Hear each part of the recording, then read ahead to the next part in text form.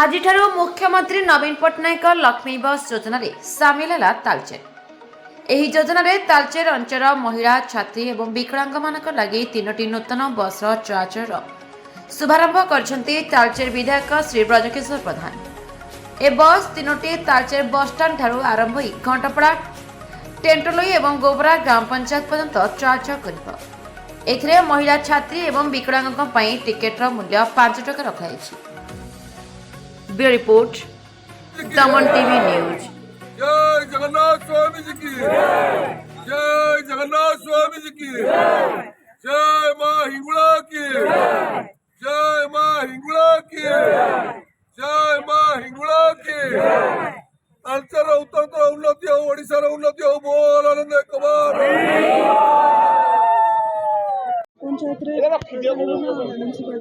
एटा ग्राम पंचायत में आसी सबू ग्राम पंचायत को कनेक्ट करके आमर 3टा बस जीव। तो आज तंकर शुभारंभ होची। ट्रिपटा सकाळ 6टारू गोटे रोचे, गोटे 9टारू रहिबो। तो यही हिसाब रे सबू बस गुड़ाक गमनागमन करेंगे। सबूर रूट चार्ट मध्य सबू बस स्टॉप रे लगा हबार योजना हो सारी। समस्त खाली महिला मान विकलांग आमर जी छात्री मैंने टिके शुल्क टिके कम अच्छी 5 टका आ समस्त अधिका टिके बट माने समस्त यहाँ अच्छी।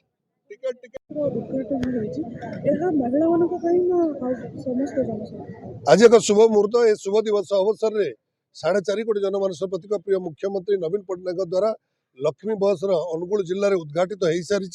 किंतु आज खुशीर खबर तालचेरवासी घंटपड़ा, टेंटुलई और गोबरा रूट को थिबा बस आज तालचेर ब्लॉक ठारे अनुष्ठित होती। ए कार्यक्रम आज शुभारंभ होगा जाऊँगी। शुभारंभ करागला एवं शुभ अवसर में प्रिय मुख्यमंत्री नवीन पट्टनायक को धन्यवाद ज्ञापन करने सहित तालचेर निर्वाचन मंडली तरफ आम प्रिय मुख्यमंत्री जो उद्देश्य रही, जो माँ मैंने अच्छा से 5 टंकार टिकेट एवं जो माने छात्र छात्री अच्छा से 5 टंका टिकेट एवं जो माने विकलांग अच्छा से 5 टंकार टिकेटर व्यवस्था कर जहाँकि ग्रामांचल जड़े शाग बिकुवा लोक, जड़े परिवा बिकुवा लोक, जड़े साइकेल आमर चाउल बिकुवा लोक से सहरांचल को जोड़ी हेबे एवं ब्लॉक को जोड़ी हवापाई जो गमनागमन असुविधा थिला।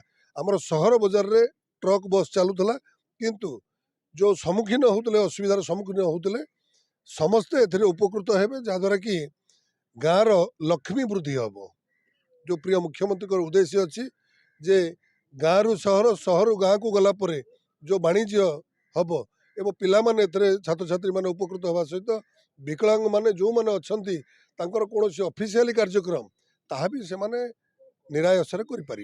तेणु ए शुभ दिवस अवसर में धन्यवाद देवी आमर प्रिय चेयरमैन महोदय को, उपस्थित मोर समस्त सरपंच समिति मेंबर, जिला परिषद काउंसिलर एवं म्युनिसिपालिटी चेयरमैन, भाइस चेयरमैन, उपस्थित तालचेर समस्त बुद्धि गुणी ज्ञानी एवं सीडीपीओ मैडम आम गाँव में उपस्थित अच्छा। आमर अंगनवाड़ी एवं आशाकर्मी समस्त को मुझे धन्यवाद दूसरी। एभली एक कार्यक्रम रे शुभारंभ में योगदान दे प्रिय मुख्यमंत्री विकास धारा कार्यक्रम रे आग को आगे नापी मु समस्त को निवेदन करने सहित ए शुभ अवसर में जगतनाथ श्री जगन्नाथ माँ हिंगुड़ा को प्रार्थना करी।